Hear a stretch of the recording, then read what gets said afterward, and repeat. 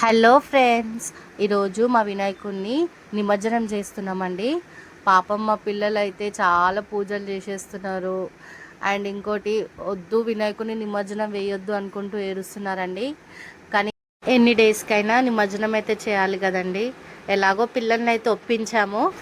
వినాయకుడు ఉన్నన్ని డేస్ మన ఇంట్లో ఫుల్ హడావిడిగా ఉంటుంది కదండి. మనం ఎంతో ఎంజాయ్ చేస్తూ ఉంటాం, ఆటలు పాటలు. పిల్లలైతే ఇంక అస్సలు చెప్పొద్దు. వాళ్ళు ఈ 11 డేస్ కూడా చాలా ఎంజాయ్ చేస్తారు, వినాయకుడు ఉన్నన్ని డేస్ కూడా. కానీ నిమజ్జనం అనేసరికి మనకు కూడా కొంచెం బాధ అయితే ఉంటుందండి. వినాయకుడిని అబ్బా నిమజ్జనం చేయాలా అని.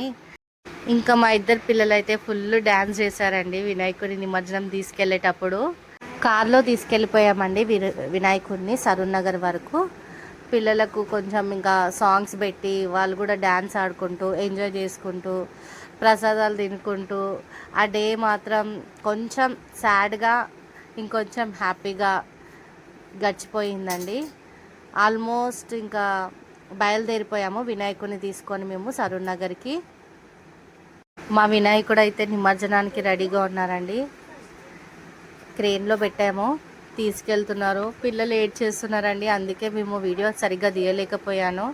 మా పిల్లలు ఇంకా నన్ను పట్టుకొని ఏడుస్తున్నారు, మమ్మీ ప్లీజ్ వద్దు వద్దు అని. మాకు కూడా బాధ అనిపించిందండి. బాయ్ గణేష, నెక్స్ట్ ఇయర్ మళ్ళీ కలుసుకుందాం. బాయ్ గణేష.